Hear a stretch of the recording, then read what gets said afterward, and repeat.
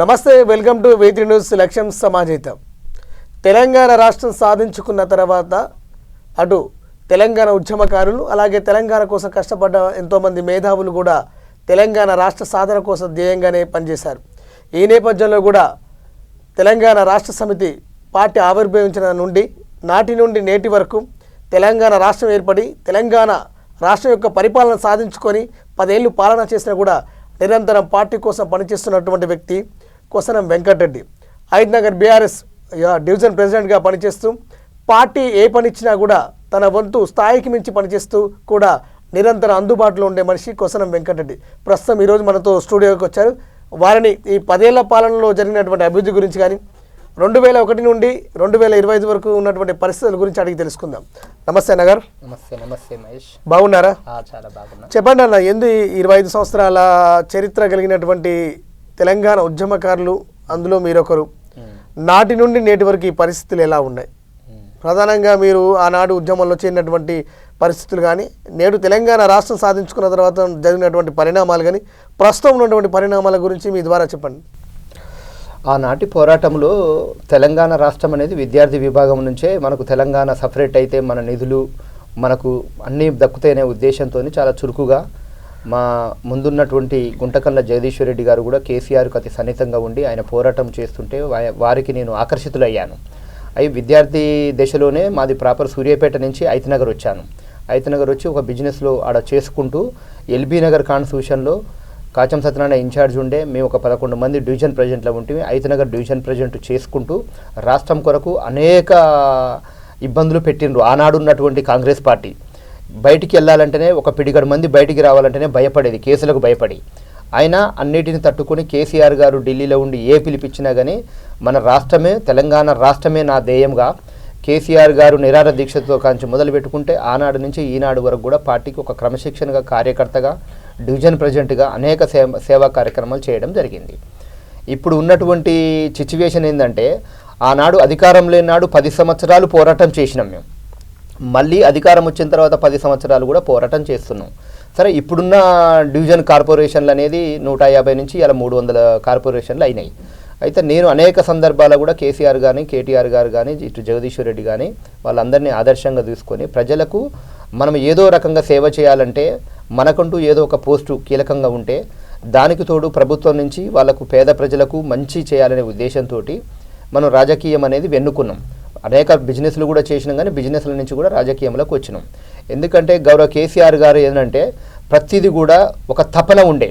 మనం రాష్ట్రం ఏర్పడ్డ తర్వాత కూడా ఫస్ట్ పాయింట్లో రైతులకు ఏం చేయాలి, రైతులకు కావాల్సింది ఏంటంటే ఉచిత కరెంటు, నీరు, అటు అనేక ప్రాజెక్టులు కూడా అతి త్వరలో కొన్ని 50 సంవత్సరాల నుంచి కాంగ్రెస్ ప్రభుత్వం పాలించినా కానీ వాళ్ళు ఏం చేయని విధంగా కేసీఆర్ గారు విపరీతంగా రైతులకు చేశారు. ఇలా ఇట్లా చూసుకుంటే కాళేశ్వరం ప్రాజెక్టు కూడా ఇలా తుంగతుర్తి సూర్యాపేట దాకా పారిన ఘనత మా కేసీఆర్ గారిది. వారిని స్ఫూర్తిగా తీసుకొని కేసీఆర్ గారు ఇంత తెలంగాణ ప్రజలకు ఇంత మేలు జరుగుతుంది, ఆయన ఎమ్మటి ఒక సైనికుల్లాగా పనిచేసుకుంటూ ఇప్పటి వరకు నేను ఇక్కడికి రావడం జరిగింది. అంటే ఆనాటి ఉద్యమ కాలంలో కూడా పెద్ద ఎత్తున కూడా ఎన్నో ధర్నాలు, రాస్తారోకలు, మినీ మార్చి అన్నీ జరిగినాయి. అప్పటి నుండి ఇప్పటి వరకు కూడా మీ ప్రస్థానం చూసుకుంటే ఈనాడు కూడా పార్టీకి విధేయుడుగానే పనిచేశారు. అప్పటి నుండి ఇప్పటి వరకు కొన్ని సందర్భాల అవకాశాలు వచ్చి పోయినప్పటికీ కూడా వాటిని ఎలాంటివి మనసులో పెట్టుకోకుండా పార్టీ కోసం పనిచేస్తున్నటువంటి మీ పనితీరు కూడా చాలా బాగా ప్రశంసనీయం. ఈ నేపథ్యంలో కూడా ఇప్పుడు జరుగుతున్న పరిణామాల మధ్య కూడా ఆ రోజు తెలంగాణ సాధించిన తర్వాత కూడా అటు ప్రభుత్వం ఏర్పడిన తర్వాత కూడా పరిస్థితులు ఎలా ఉన్నాయి ఆ టైంకి ఈ టైంకి? మాకొక్కటే మా కేసీఆర్ గారు మాకు నేర్పింది ఏంటంటే పదవులు అనేది శాశ్వతం కాదు, పదవులు అనేది గడ్డిపోతలతో సమానమని ఆనాడు నుంచి కూడా మాకు ఒక మొక్కలాగా నా మైండ్లో నాటేసిండు. కాబట్టి చాలామంది సరే ఉద్యమం నుంచి చేసినప్పుడు కూడా చాలామంది పదవులు రాక నిరాశ చెంది కొంతమంది పార్టీలు అటు ఇటు మారిన వాస్తవమే ఉద్యమకారులు కూడా. ఎందుకంటే ఇన్నేళ్ళు 10 ఏళ్ళు రాష్ట్రం లేక కొట్లాడినము, అనేక కేసులు కట్టుకున్నాము. అప్పుడున్న ఆనాడు ఉన్నటువంటి రాజశేఖర రెడ్డి కాంగ్రెస్ పీరియడ్లో కూడా విపరీతంగా అణిచివేసేది. తెలంగాణ రాష్ట్రం అంటే ఇంట్లో నుంచి బయటికి వెళ్ళకపోయేది, ఒక్కొక్కరిని మేము హౌస్ అరెస్ట్ చేసేది. సకల జనుల సమ్మె చేసినాము, రాస్తారోకులు చేసినాము, రైలు రోగు చేసినాము, వంట వార్పు కార్యక్రమాలు కూడా చేసినాము. ఆ భయానికి రాకుండా కానీ చిన్న విద్యార్థులను పట్టుకొని అక్కడ ఉన్నటువంటి వాళ్ళకు మంచి చెడు మేము చూసుకొని అనేక కేసులు కట్టుకొని కూడా రాష్ట్ర సాధన ధ్యేయంలాగా పనిచేసినాం. రాష్ట్రం వచ్చిన తర్వాత కూడా అనేక సందర్భాలలో కేసీఆర్ గారి మీద గౌరవం ఉన్నట్టు ఇవాళ వస్తుంది పోతుందని చెప్పేసి కంటిన్యూగా రాష్ట్రంలో అభివృద్ధి జరుగుతుంది. ఆ అభివృద్ధి అనేది సామాన్య జనానికి అందాలనే ఉద్దేశంతో రకరకాలుగా కార్యక్రమాలు కూడా ప్రభుత్వం నుంచి సామాన్య జనాలకు మనం ఏం చేయాలి, జనంలో ఎట్లా నడవాలి, కాలనీలను ఎట్లా అభివృద్ధి చేసుకోవాలని చెప్పేసి వందలాది నిధులు కూడా ఎల్బీ నగర్ కేటాయించిన నిధులలో కూడా నాకు సంబంధించినటువంటి ఆ ఏరియాలో కూడా రోడ్లు, డ్రైనేజీలు పెద్ద ఎత్తున వేయడం జరిగింది. దానికి బయట పార్టీ నుంచి కొంతమంది మాకు వినేతగా వచ్చిన తర్వాత కూడా ఆ ఎమ్మెల్యేలతో కూడా మేము సైకంగా చేసుకుంటూ పోయినాం. కానీ పదవి అనేది ప్రతి ఒక్కరికి ఆశాజీవి, ఎందుకంటే పదవి రావాలనేది ఆశ ఉంటుంది. కానీ సరే కొన్ని విషయాలలో కూడా పోయినా కానీ నేను అన్నాడు కూడా పార్టీకి ఒక క్రమశిక్షణగా, ఒక విధేయుడుగా కేసీఆర్ గారిని గౌరవించుకుంటూ, బీఆర్ఎస్ పార్టీ టీఆర్ఎస్ పార్టీని గౌరవించుకుంటూ, వచ్చిన వాళ్ళను కూడా పార్టీ ఎమ్మెల్యేలను కూడా గౌరవించుకుంటూ వారి వెనకాలనే నడుచుకుంటూ ఈ రోజు వరకు నా కాలక్షేమం ఈ రకంగానే జరుగుకుంటూ వచ్చింది. అంటే 2014లో తెలంగాణ రాష్ట్ర పార్టీ కూడా ప్రభుత్వం ఏర్పడ్డ తర్వాత కూడా చాలామంది పార్టీ మారిన వాళ్ళకి అవకాశం వచ్చారు. అలాగే పార్టీ కోసం కష్టపడ్డ వాళ్ళకి కూడా ఎలాంటిది పదవి దక్కలేదు అనేటువంటి కూడా వార్త వినిపిస్తుంది. దాని గురించి మీరు ఏమంటారు? అది వాస్తవం, అది నేను చెప్పడం కాదు, మా పార్టీ మా వర్కింగ్ ప్రెసిడెంట్ కేటీఆర్ కూడా వారి దృష్టికి కూడా పోయింది, వారు కూడా చెప్పడం జరిగింది. ఎందుకంటే మొదటి నుంచి వచ్చిన వాళ్ళది ఆ ప్రేమ వేరే ఉంటుంది, ఇది సౌతి ప్రేమ వేరే. వాళ్ళ పదవుల కొరకే ఈ రకంగా పార్టీలకు రావడము, మా ఎల్బీనగర్లో కూడా ఎంతోమంది పదవుల కొరకే రావడము, అధికారం పోగానే వెళ్ళిపోవడం అనేది జరిగింది. దానివల్ల పార్టీ కూడా కొంత డ్యామేజ్ జరిగింది. కాబట్టి ఇప్పుడు ఏం చేస్తున్నాం అంటే ప్రతిదీ ఒక గుణపాఠం, ప్రతిదీ ఇప్పుడు మా కేటీఆర్ గారు కానీ, హరీష్ అన్న కానీ, మా కేసీఆర్ గారు, జగదీష్ రెడ్డి గారు కానీ మొదటి నుంచి ఉద్యమం నుంచి ఎవరెవరు చేసిరో వాళ్ళని మనం కడుపున పెట్టుకొని చూసుకోవాలనే ఆలోచన ఉంది. కాబట్టి ఈసారి అటువంటి పొరపాటు అనేది మా ప్రభుత్వం బీఆర్ఎస్ పార్టీ కానీ కేసీఆర్ కేటీఆర్ గారి సమీక్షంలో మేము చాలా నమ్మకంగా బల్లగుద్దినట్టు చెప్తున్నాం. అటువంటి పొరపాటు జరగదు. మొదటి నుంచి కష్టపడ్డ వాళ్ళని మాత్రం ఖచ్చితంగా కడుపులో పెట్టుకొని ఇప్పుడు వచ్చే కార్పొరేషన్ ఎలక్షన్లో మాత్రం సీనియర్లకు ఖచ్చితంగా హైదరాబాద్లో, గ్రేటర్ హైదరాబాద్లో అత్యధిక మెజార్టీలు సీనియర్లను ఎక్కడ ఉన్నా కానీ, ఏ మూలలు ఉన్నా, ఏ డివిజన్లో ఉన్నా వాళ్ళని గమనించి కంపల్సరీ వాళ్ళని హక్కున చేసుకొని సీట్లు ఇచ్చి పెద్ద ఎత్తున కార్పొరేట్ను గెలిపిస్తారు. ఎలా అంటే ప్రజలు కూడా ఏమనుకుంటారంటే ఎవరో ఆ నించమని వచ్చి ఇట్లా వచ్చిన వాళ్ళను తిరస్కరిస్తున్నారు. మా దగ్గర కూడా చాలా మంది లాస్ట్ ఇయర్ ఎల్బీ నగర్లో 11 డివిజన్లు ఉంటే 11 మంది కార్పొరేట్లు ఓడిపోవడం జరిగింది.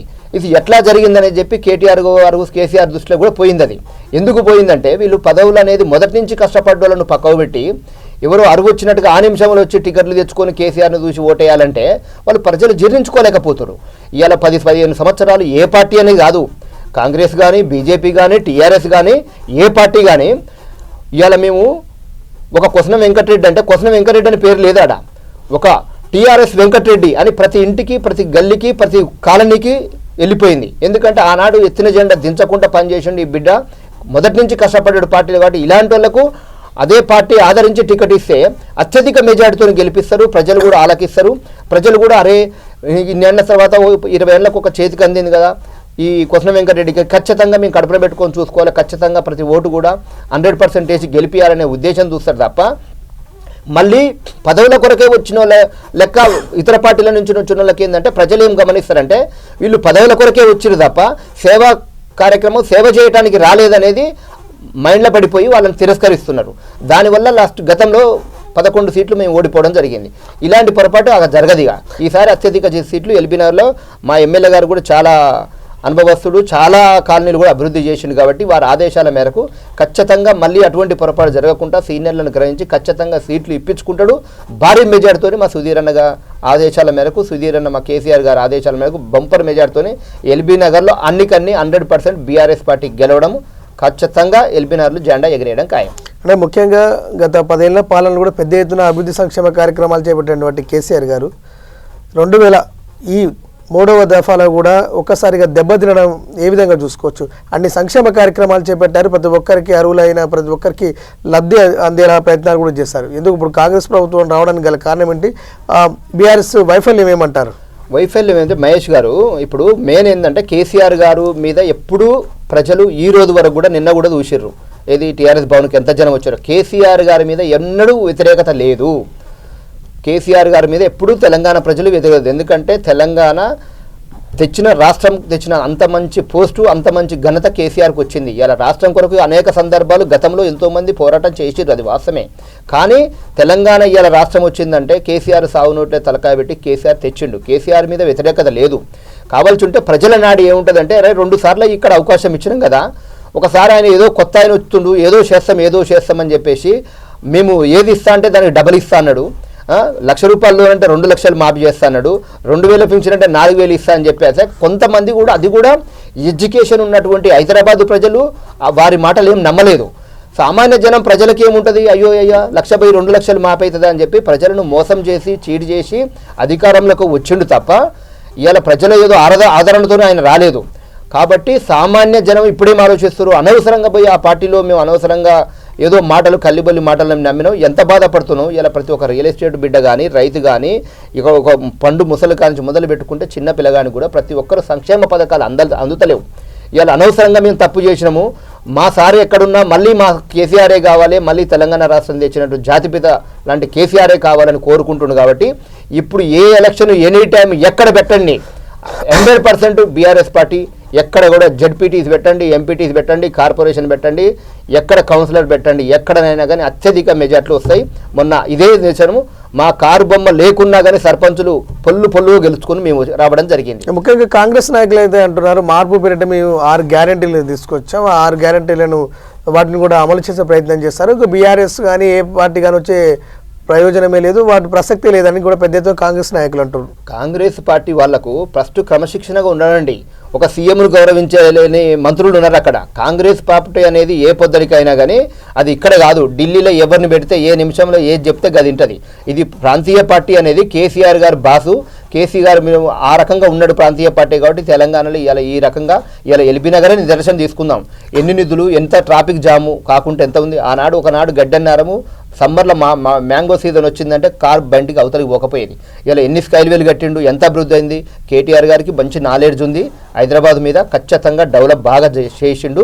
కాబట్టి ప్రజలు కూడా అనవసరంగా మేము తెలిసో తెలియకుండా చేసినాం తప్ప అటువంటి పొరపాటు మళ్ళీ మేము చెయ్యము. ఎంత తొందరగా మా సార్ను సీఎం చేయాలనే ఆలోచన మీద కసితోటి కార్యకర్తలు కానీ ఇటు ఉన్నటువంటి ఎడ్యుకేషన్ పీపుల్స్ కానీ రైతులు కానీ అందరు ఆరకస్తున్నారు. అతి త్వరలో మళ్ళీ మా కేసీఆర్ గారు సీఎం కావడం ఖాయం. కాంగ్రెస్ పార్టీ మరి ప్రజల్లోకి వెళ్ళి కూడా అటు 6 గ్యారెంటీలను మహాలక్ష్మి పథకం కానీ రైతు రుణమాఫీ కానీ వంటి విషయాలు కూడా పెద్ద ఎత్తున ప్రచారం చేస్తుంది. మేము చేసిన పథకాల అమలే ప్రజలు మమ్మల్ని మళ్ళీ గెలిపిస్తుంటారని కూడా సీఎం రేవంత్ రెడ్డి ఉన్నాడు కదా. ఇప్పుడు నువ్వు 100 రోజులలో రైతు మాఫీ చేస్తా అన్నావు. ఇప్పుడు 2 సంవత్సరాలు అయింది. 2 సంవత్సరాలలో ఏ గ్యారంటీలో ఏది 6 గ్యారంటీలో 2 అన్న కొత్తగా చివరి దాకా నువ్వు చేసినా ఏమన్నా ఉన్నాయా? ఏదో అక్కడ ఇచ్చుకున్నట్టుగా 2, 3 ఏదో పథకాలు అదే కొంతమందికి మాఫీ చేసినావు. కానీ ఇప్పటి వరకు చాలామంది నా దగ్గర కూడా వచ్చారు. నేను ఒక రైతు బిడ్డను సూర్యాపేట జిల్లా వాసిని, మాది నాగారం ప్రాపరు. అక్కడ కూడా నేను మొన్న వేరే ఒక పని మీద పోయినప్పుడు సర్పంచ్ ఎలక్షన్లకు పోయినప్పుడు ప్రతి రైతు కూడా బాధపడుతుండు. అరే బిడ్డ, అనవసరంగా మనం కేసీఆర్ ఇక్కడ ఉన్నటువంటి లీడర్లను మనము చూసిన కేసీఆర్ను ఏదో ఈయనకేయకుంటే కేసీఆర్ ఓడిపోతారు అనుకున్నాం మేము. కానీ అనవసరంగా ఇక్కడ ఉన్న ఎమ్మెల్యేస్తేనే ఆడ కేసీఆర్ గవర్నమెంట్ వస్తుంది అనుకోలేదు. మేము చాలా పొరపాటు చేసినాము బిడ్డ. కాబట్టి అటువంటి పొరపాట్లు మేము చెయ్యము. ఖచ్చితంగా కేసీఆర్ వస్తేనే మళ్ళీ తెలంగాణలో నిరుపేద అనే వ్యక్తి లేకుండా 100% తెలంగాణ మళ్ళీ శ్యామలం అయితే తప్ప ఈ కాంగ్రెస్ వాళ్ళ కుమ్ములాటలు తప్ప వేరేది ఏమి లేదు. కమిషన్లు తీసుకోవడం, దాచుకోవడము ఇది కాంగ్రెస్ నైజాము. అది బయటపడటానికి ఒక గౌరవ పెద్దలు కేసీఆర్ గారిని ఎట్లా పడితే అట్లా మాట్లాడడం అనుకో ఎంతవరకు బాధ్యత. ప్రతి ఒక్కరు ఇవాళ ఇక్కడ ఉన్నటువంటి సీఎం ఇవాళ మాట్లాడే మాటలకు చిన్నపిల్లలు టీవీ బంద్ చేసుకోవాల్సి వస్తుంది. అసలు ఎక్కడన్నా ఏ రాజ్యాంగంలో అయినా ఇవాళ ఇన్ని సంవత్సరాలు తెలంగాణ 10 సంవత్సరాల్లో కేసీఆర్ గారు కానీ మా నాయకులు కానీ ఎవరన్నా అసెంబ్లీలో కానీ బయట కానీ ఇంత వల్గర్గా మాట్లాడే నాయకులు ఎవరన్నా ఉన్నారా? అంటే ఆలోచన దొంగతనం చేసి దొంగ అంటున్నావు. అంటే ఆడ చేసే పథకాలను మాకు సంబంధించిన మా ఎమ్మెల్యేలు నిరసన తెలిపి దానికి ఎందుకు నువ్వు చేస్తలేవని అడిగితే గంపనూరు వేసుకొని ఇష్టం వచ్చినట్టు చిన్న పెద్ద లేకుండా మాట్లాడుతున్నావు. అంటే ఆయన సంస్కారానికే వదిలేయాలి. కాంగ్రెస్ ప్రథమం జీవిగంజి లెక్క ఏదో ఒకటి గుడ్డెదు చెన్నబడ్డట్టు ఒక్కసారి తెలిసో తెలియకుండా ప్రజలు వేసుకున్నారు. ఇప్పుడు ప్రజలే మళ్ళీ తిరస్కరించడానికి సిద్ధంగా ఉన్నారు. ఏ ఎలక్షన్ వచ్చినా బీఆర్ఎస్ పార్టీనే జెండా ఎగురుతుంది. మరి కొద్ది రోజుల్లో కూడా ఈ గ్రేటర్ హైదరాబాద్ సంబంధించి కూడా విస్తృతంగా ఏర్పాటు చేసినటువంటి 300 డివిజన్లకు కానీ అలాగే నగరపాలక సంస్థలు కానీ మున్సిపల్ ఎన్నికలు కూడా పెద్ద ఎత్తున కూడా అయితే మరో 15 రోజులుగా 2 నెలలు ఈ అన్ని ఎన్నికలు పూర్తయ్యే సందర్భం అయితే కనిపిస్తుంది. ప్రస్తుతం హైదరాబాద్ సంబంధించి కూడా 300 డివిజన్లలో కూడా ఎలా ఉండబోతుంది? బీఆర్ఎస్ గత సర్పంచ్ ఎన్నికల్లో కూడా దాదాపు ఒక 40% వరకు అయితే బీఆర్ఎస్ సర్పంచ్లను గెలిపించుకుంది. ఇప్పుడు ఎలా ఉండబోతుంది? ఈ 300 డివిజన్ల బీఆర్ఎస్ ప్రభావం ఎంతవరకు ఉండగలుగుతుంది? మ్యాక్సిమం బీఆర్ఎస్ పార్టీనే హైదరాబాదును ఇవాళ ఇంత అభివృద్ధి జరిగిందంటే కేటీఆర్ గారు ఎడ్యుకేటెడ్ పర్సన్, ఎక్కడ ఏది కావాలంటే అది రకంగా మన ఇక్కడ విజయవాడ రోడ్డు నుంచి మొదలు పెట్టుకుంటే సూర్యాపేట నుంచి ఇక్కడికి కూడా ఈ రోడ్డు మట్టి మొత్తం మేము గమనించుకుంటూ వచ్చినాం. చాలామంది రైతులను కూడా మేము అడగడం జరిగింది.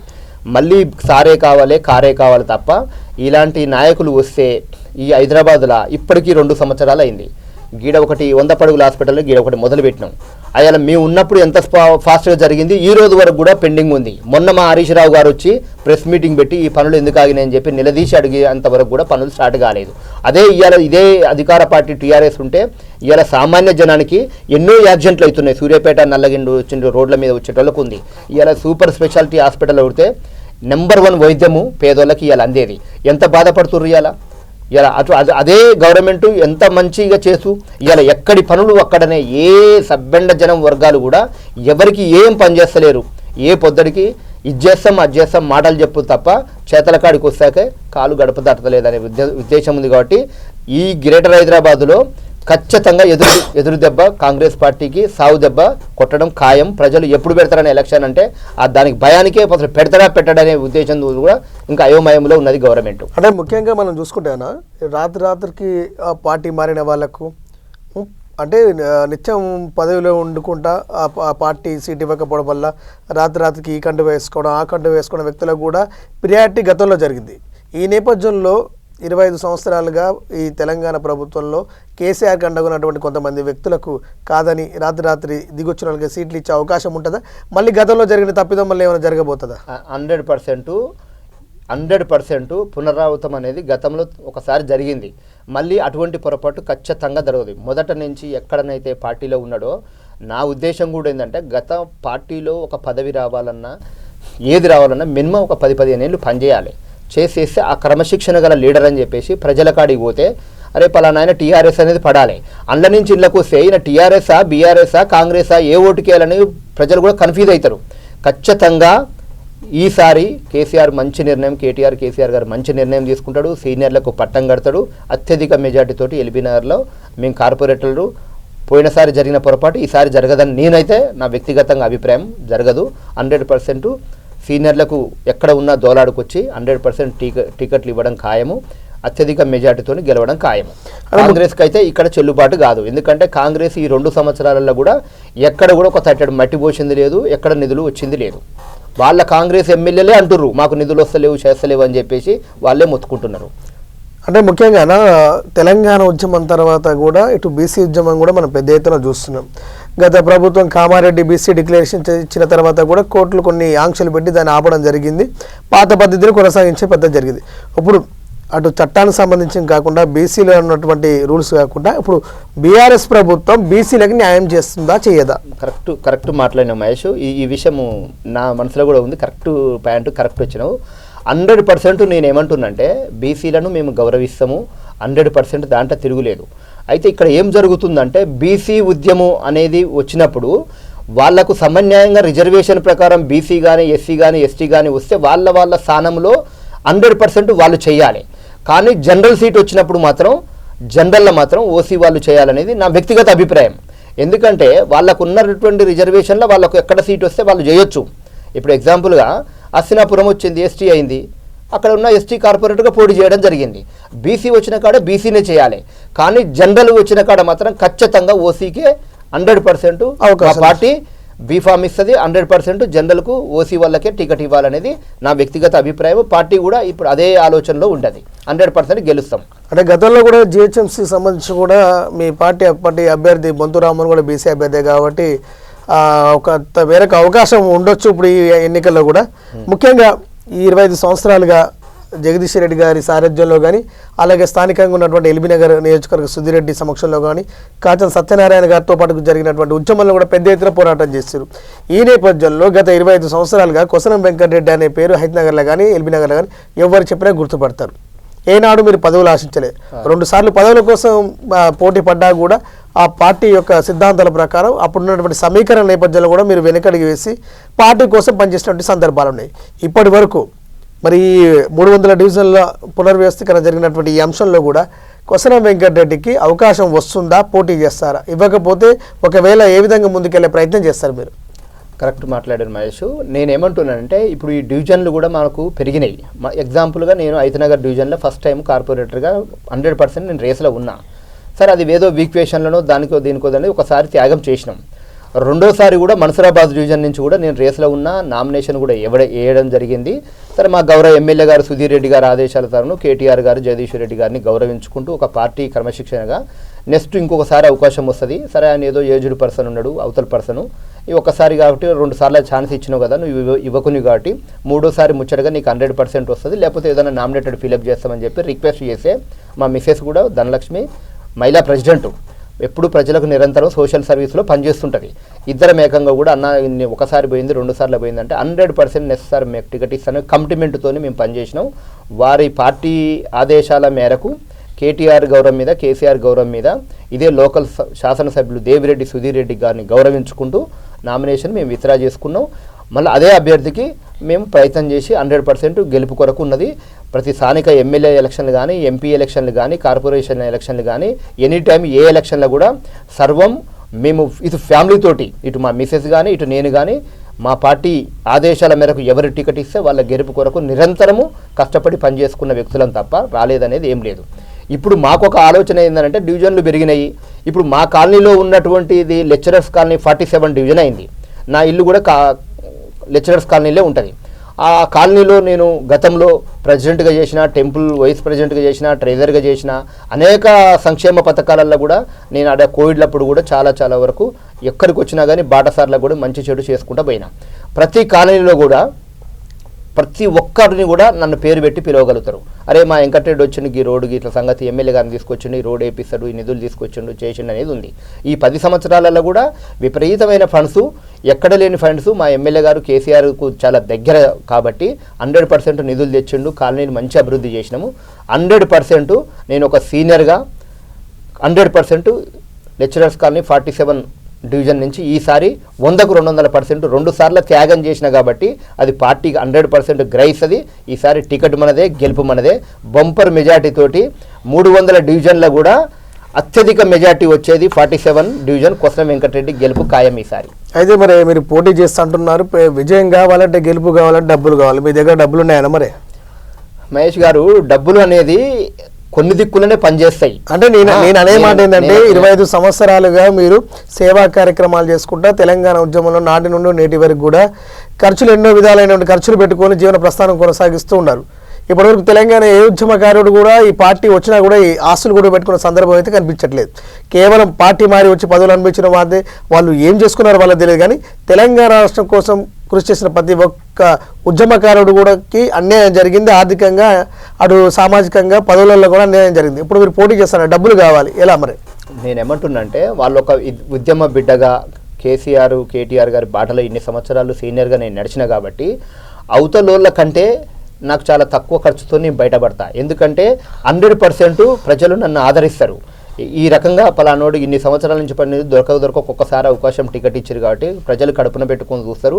నాకున్నటువంటి రియల్ ఎస్టేట్ బిజినెస్లో కానీ చాలామంది డాక్టర్స్ ఉన్నారు, ఎన్ఆర్ఐస్ ఉన్నారు. చాలామంది బిడ్డ నువ్వు టికెట్ తెచ్చుకో, మేము దగ్గర ఉంటాం, దగ్గరుండి మేము గెలిపించేస్తాం.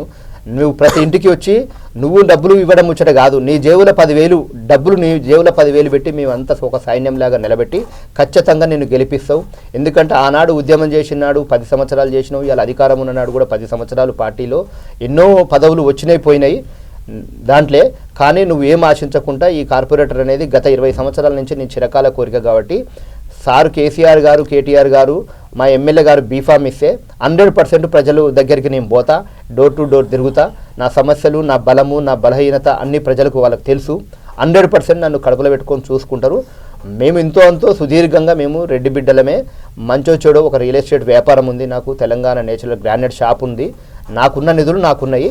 100% అత్యధిక మెజార్టీతో మేము గెలుస్తాము. మాకు ఆర్థికంగా మాత్రం భగవంతుడు ఇచ్చింది కాబట్టి పర్వాలేదు, ఎలాంటి ఇబ్బందులు అయితే మాకు లేవు, ఖచ్చితంగా గెలుస్తాం. ముఖ్యంగా ఒకవేళ ఈ క్వశ్చన్స్లో మీకు రావాల్సిన సీటు ఒక మహిళకు వస్తే, మీ మిస్సెస్ గారు కూడా కొసరం ధనలక్ష్మి గారు కూడా ఉద్యమకారులుగా గత కొంతకాలంగా 25 సంవత్సరాలుగా మీ వంటే మీ ప్రస్థానంలోనే రాష్ట్ర ఉద్యమంలో కూడా పెద్ద ఎత్తున కూడా ఆమె ప్రచారం నిర్వహించారు, వెన్నుదండుగా ఉన్నారు. ఒకవేళ వస్తే ఆమె నిలబెట్టే అవకాశం ఉంటుందా? 100%. ఎందుకంటే మేము ఆనాడు రాష్ట్ర మిత్రులు కూడా మా చిన్న చిన్న పిల్లలు ఉండే 5 years ఇన్ఛార్జి కాచం సత్యనారాయణ కాంచి జగదీష్ రెడ్డి గారు వీళ్ళందరూ చూసిర్రు. అక్కడ అప్పటి నుంచి కూడా ఉన్నటువంటి కూడా మా దగ్గర ఉన్నాయి. చిన్న చిన్న పిల్లలు చూసి వంట వరకు కూడా ఇదే ఎల్బీ నగర్లో ఎండలో కూర్చొని గంటల కొద్దింది మా నాయకుడు మా కేసీఆర్ గారు ఏది పిలిపిస్తే చూసా తప్పకుండా పనులు చేసినాం. కాబట్టి 100% ఆమె సోషల్ సర్వీస్లో ఉంది. ఆమె 10 సంవత్సరాలు మహిళా డివిజన్ ప్రెసిడెంట్గా చేసింది, టెంపుల్లో మెంబర్గా చేసింది, బోర్డు అధ్యక్షులు చేసింది, చాలా చాలా కార్యక్రమాలు ఉంది. కాబట్టి 100% జనరల్ మహిళ అయితే ఖచ్చితంగా మా మిసెస్ కూడా రంగామల్లే ఉంది. జనరల్ లేడీ అయితే మా మిసెస్ కార్పొరేటర్ రేస్లో ఉంది. జనరల్ అయితే నేనున్నాం. కుటుంబం ఇద్దరం ఏకంగా పార్టీకి గత 25 సంవత్సరాల ప్రకారం క్రమశిక్షణగా పనిచేసుకుంటూ వస్తున్నాం. కాబట్టి 100% మేము ఇద్దరిట్లో ఎవరైనా పోటీ చేయడానికి సిద్ధంగా ఉన్నాం. రైట్. వెంకటరెడ్డి గారు, ఈ గత 25 సంవత్సరాలుగా తెలంగాణ రాష్ట్రం ఏర్పడక ముందు కూడా పెద్ద ఎత్తున కూడా తెలంగాణ వాదులపై కూడా పెద్ద ఎత్తున కూడా ఇబ్బందులు గురి చేసినటువంటి సందర్భాలు ఉన్నాయి. ఎందుకంటే ఆ రోజు జై తెలంగాణ అంటే జైల్లో పెట్టేటువంటి పరిస్థితులు ఉన్నాయి. ఆ రోజు ఇబ్బందులు గురి చేశారు, జైల్లో పెట్టారు, హత్యా ప్రయత్నాలు చేస్తారన్నటువంటి బెదిరింపులు వచ్చినాయి. తెలంగాణ సాధించుకున్న తర్వాత 10 ఏళ్ల పాలన తర్వాత కూడా మీ రాష్ట్రం అభివృద్ధిలో దూసుకుపోయిన తర్వాత కూడా ఇప్పుడు వచ్చిన ప్రభుత్వంలో కూడా కొంతమంది వ్యక్తులు తెలంగాణ కోసం పోరాడుతున్నటువంటి మీ వైపు కూడా కొంతమంది బెదిరింపులకు పాల్పడుతున్నారు. అలాంటి బెదిరింపుల నుండి మీకు ధైర్యం కల్పించింది వ్యక్తి ఎవరు? మీకు అండగా ఉండేది ఎవరు? రేపు ఎన్నికల్లో నిలబడితే మీకు సపోర్ట్గా మద్దతుగా ఇచ్చేటువంటి వ్యక్తులు ఎవరు? నేను ఏమంటున్నానంటే రాష్ట్ర సాధనలో ఆయన మాకు అధికారం లేదు కాబట్టి చాలా కష్టాలైన అనేకమైన కేసులు కూడా కట్టుకున్నాము. 100% కేసులకు మేము భయపడేటోళ్ళం కాదు. రాష్ట్ర సాధనలో పనిచేసిన వాళ్ళం కాబట్టి ఆనాడు గవర్నమెంట్ మాది లేదు కాబట్టి 10 ఏళ్ళు రకరకంగా మా కేసీఆర్నే ఎక్కడో తీసుకుపోయి అరెస్ట్ చేశారు. నానా రచ్చ అయింది. ఆ ఆదర్శంగానే మా శ్రీకాంతాచారి ఎల్బీ నగర్లో ఆత్మహత్య చేసుకున్నాడు. దాంతో తెలంగాణ ఉద్యమం ఉంది. మా కళ్ళతో చూసినాం. మా కాచం సత్యనారాయణ ఎల్బీ నగర్ ఇన్ఛార్జ్ ఉండే, మేము డివిజన్ ప్రెసిడెంట్లో ఉండి కళ్ళతో చూసినాం. అవన్నిటిని కూడా ఎదిరించి ధైర్యంగా కొట్లాడి చేసి ఎన్నో కేసులు వచ్చినా కానీ కట్టుకున్నాం. మా నాయన నరసన్న గారు అప్పుడు హోమ్ మినిస్టర్ అయిన తర్వాత మా కేసులు అనేది 1 by 1 అంటే అప్పుడు అన్ని కేసులన్నీ తీసేసుకున్నాం. ఆ రోజు కూడా మా మిసెస్ కూడా ఇంటికి వచ్చి పోలీసు వాళ్ళు అరెస్ట్ చేసేది. ఇలా మేము రైల్లోకి పాలమాకు పోతున్నాం అంటే ఇంటికి వచ్చి పోలీసు వాళ్ళు చుట్టూ కార్లు పెట్టుకొని ఉండేది. బయటికి పోవద్దని ఇంట్లో నుంచి బయటికి వెళ్ళకుండా అరెస్ట్ చేసింది. ఆ కేసులకు గీసులకు అనేది ఆనాడు తెలంగాణ రాష్ట్రంలోనే భయపడిన వాళ్ళము. ఇవాళ గీన వచ్చేదో ఇలా కొత్తగా వచ్చేసి ఇలా రంగు పూసుకొని ఇవాళ మేము కేసులు కడతాం అది చేస్తామంటే మేము భయపడేది లేదు. మేము మొదటి నుంచి మా జేన్సుల్నే రాష్ట్ర కొరకు సాధించినాం కాబట్టి ఏ పార్టీలకు కానీ ఎవరికి మేము భయపడేది లేదు. మా సాధన, మా కార్యక్రమము, మా పార్టీ సిద్ధాంతాల ప్రకారం మాకు ఆదర్శంగా గుంటకల్ల జగదీష్ రెడ్డి గారు ఉన్నారు. ఇప్పుడు మా ఎల్బీ నగర్ శాసనసభ్యులు సుధీర్ రెడ్డి గారు ఉన్నారు. మాకు అండదండలు ఉంటాయి. ఏ కష్టం వచ్చినా సుఖం వచ్చినా ఆ పార్టీలనే బతికినన్ని రోజులు టీఆర్ఎస్ పార్టీలనే ఉంటాం. ఇదే కండవ వేసుకొని బతకాలనేది నా చిరకాల కోరిక. కాబట్టి ఏ కేసులకు కూడా భయపడం, అన్నిటినీ అధిగమించి బంపర్ మెజార్టీతో రేపు ఖచ్చితంగా రాబోయే రోజుల్లో పార్టీ సిద్ధాంతాల ప్రకారం మాకు కానీ మా మిసెస్ ధనలక్ష్మి కానీ ఎవరికి టికెట్ ఇచ్చినా అత్యధిక మెజార్టీతో గెలిపించి అది కేసీఆర్ గారికి అంకితం చేస్తాం. ఇది ఈనాటి ఇంటర్వ్యూ కోసం వెంకటరెడ్డి గారు బీఆర్ఎస్ హైదరాబాద్ డివిజన్ ప్రెసిడెంట్గా 25 సంవత్సరాలుగా తాను తెలంగాణ రాష్ట్రం కోసం తెలంగాణ ఉద్యమంలో కీలకంగా పనిచేసినటువంటి వ్యక్తిగా వారి చరిత్రను అయితే తెలియజేయడం జరిగింది. 2001 నుండి 2025 వరకు కూడా ఇప్పటి వరకు కూడా తాను ఏనాడు ఆ పార్టీ సమీకరణను దాటి నేను ముందుకు వెళ్ళలేదు. పార్టీకి అనుగుణంగానే పనిచేశాను. ఎక్కడ ఏ పని ఇచ్చినా కూడా శాయశక్తులా పనిచేశాను. పార్టీకి విధేయుడుగా కూడా నేను ఎల్లవేళలా కృషి చేశానని కూడా పెద్ద ఎత్తున కూడా మనకు తెలియజేసినటువంటి సందర్భం అయితే కనిపిస్తుంది. ఈ నేపథ్యంలో రాబోయే ఆ డివిజన్ ఎన్నికలు, గ్రేటర్ హైదరాబాద్ సంబంధించిన ఎన్నికలు కూడా తనకు అవకాశం కల్పిస్తే కూడా పెద్ద ఎత్తున కూడా ఆయన భారీ మెజార్టీతో గెలిచే అవకాశాలు తప్పకుండా ఉన్నాయి. గెలిచే అవకాశాలు కాదు, గెలిచే వ్యక్తి నేనే అంటూ కూడా ఆయన పెద్ద ఎత్తున కూడా చెప్తున్నారు. జగదీష్ రెడ్డి గారి ఆశీస్సులతో, అలాగే స్థానిక ఎమ్మెల్యే సుధీరెడ్డి ఆశీస్సులు, అలాగే ఉద్యమకారుడు, తెలంగాణ ఉద్యమకారుడు, గత ఎల్బీ నగర్ పార్టీ ఇన్ఛార్జ్ కాచం సత్యనారాయణ గారి అండదండలతో కూడా రేపు జరగబోయే ఎన్నికలు కూడా మేము ముందుకెళ్ళి ఈ గ్రేటర్ పీఠాన్ని బీఆర్ఎస్ కైవసం చేసుకుంటుందనే మాట కూడా పెద్ద ఎత్తున చెప్తున్నారు. ఇది ఈనాటి ప్రత్యేక కార్యక్రమం. మళ్ళీ మరో కార్యక్రమం కలుద్దాం. నమస్తే.